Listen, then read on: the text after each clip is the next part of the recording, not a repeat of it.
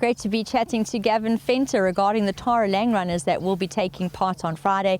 First up in race 1 is Lady Thea, and she's going to have the advantage of pole position draw.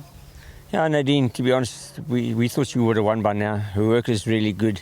So she's been very disappointing, but we brought her back to a shorter trip. She'll be much better over the shorter trip. It would have been a pity if she would have been better off in a maiden handicap, fillies and mares, but the draw's in her favour. She's got the speed. She can run into the money.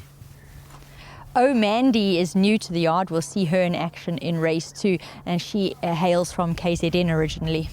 Yeah, Nadine, this is the second time we nominated her and the second time she drew in the bush.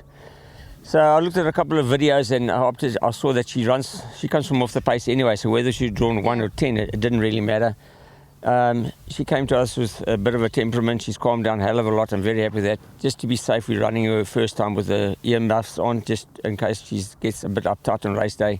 But I've even started to ride her because I'm now seeing now she's calmed down a lot. Her work's really good. She's improved a lot. She's got Gavin Smith's horse to beat. They ran together in Durban once, and she ran 3.5 lengths behind that horse.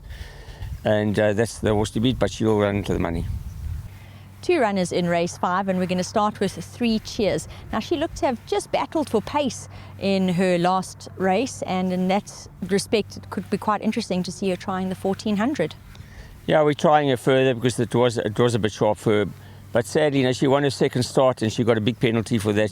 They made her an 81, and since then she's really battled.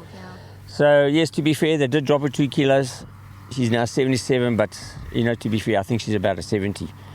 The horse that she beat when she won hasn't done anything since then, so she didn't beat anything. But yeah, she might run a place, but I think she's overrated. Colorama will race alongside her. Now, she ran on really well late for second.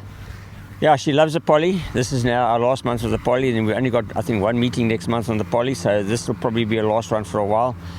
She's always a runner on the poly and definitely got a chance. Another 2 runners moving to race 7. Kilmonivik has placed in both of her latest starts. Yeah, Kilmonivik also runs well on the poly. She's definitely got a chance. 5 starts back, they gave her a kilo for running third, and ever since then she's battled a little bit. I was hoping that they might drop her just a little bit. She hasn't won in 5 starts since they got that penalty, but she's always got a chance. She can run into the money from a decent draw. Joining her will be Rainbird. Now, she may be up in class, but she's in steady and useful form. Yeah, the only thing about Rainbird is, a year ago she was a battling maiden, and Donald hasn't been here. He's not here again, so I'm going to work her again. This filly's become really strong. He's been battling to hold her, and I've worked her the last couple of mornings, and she's become a bit of a handful. So we had her in 1,000, we had her in 12, when we had her in this 14. The 1,000 I thought would be a bit quick for her. Yeah. And sadly, the 12 she drew wide, and now the 14 she's drawn 1. I don't know if Donald will hold her because she's become a live wire. So I'm going to work again this morning, and as I said, she's really improved a lot. She's turned the corner. But if he can settle her and not over-race too much, she's got a good chance. Well, let's hope she does settle. And finally, for the yard in race 8 will be Gardener's Pride. Now, he had his post-maiden run last time out. It was a respectable effort, and it's definitely a run that he can build on. Yeah, first time out the maidens, you never know, are you up to the standard or not? And he ran much better than I thought.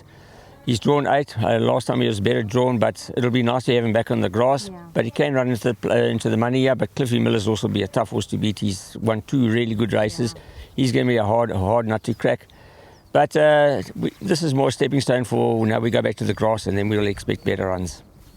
So expect a little bit more improvement from Gardener's Pride. He may be one to include in larger quartets.